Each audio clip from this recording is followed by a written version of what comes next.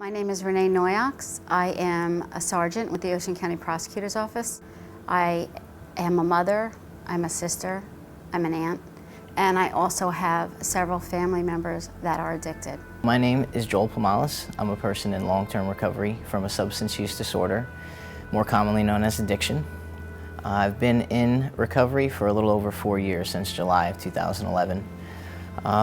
Which means for me is, abstaining from alcohol and other drugs and rebuilding my life. My name's Donna DiStefano, and I'm here today to talk to you a little bit about some of the struggles that our family had and what we went through with the substance use disorder.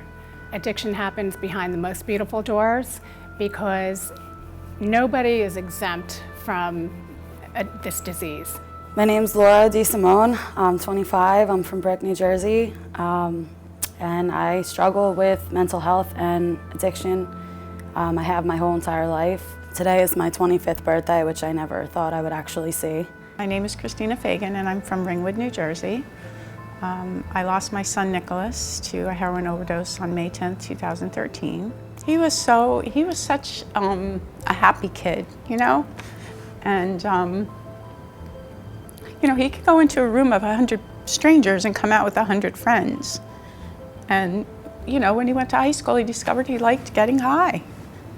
And it just progressed. It started years ago with my sister, who is an addict in recovery currently. And I had to help raise her children. So when they say addiction is a family disease, it truly is a family disease. My niece lived with me for years, as I said. And you would never think this would happen, but I guess as a result of maybe her parents not being there or whatever for her. She suffered from some self-esteem issues, and she also got involved with drugs. She started off in high school taking pills. Unbeknownst to me, she wound up, she moved back with her mother, who was addicted, and then got addicted herself to heroin. And as a law enforcement officer, we would have to respond to overdose deaths. And as a result of that, I never knew, was I going to get the phone call and it was going to be someone I loved or someone I knew. And recently, I had to live that experience. I lost one of my nieces in July to an overdose. And I have to tell you, it was life-changing for me.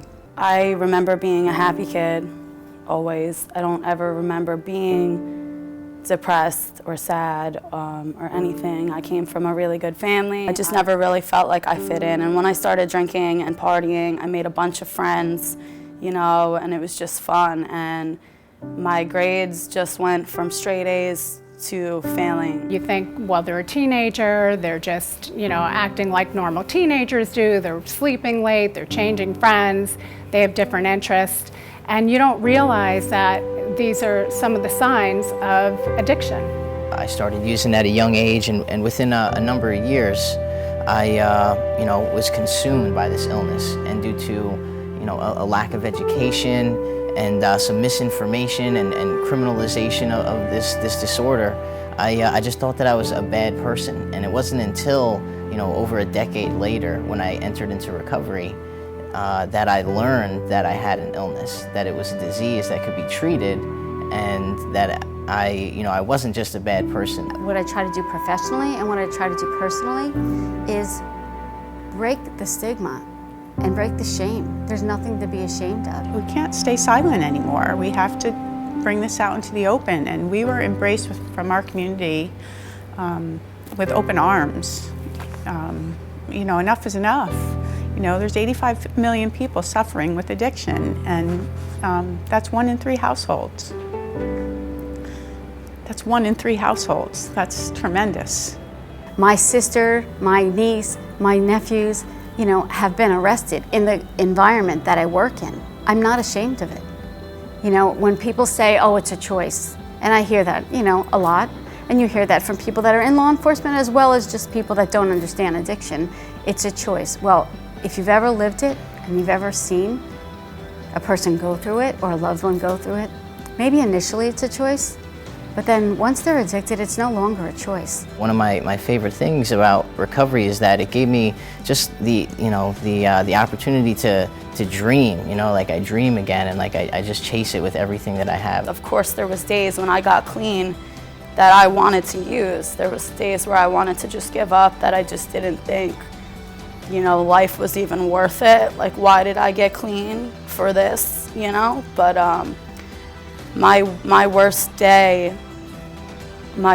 day clean still tops my best day when I was using. So it's a better life. It's a life. I love my daughter so much, and I just couldn't stand seeing this happen to her, and I wanted to understand it, and I wanted to help her. Things are good now.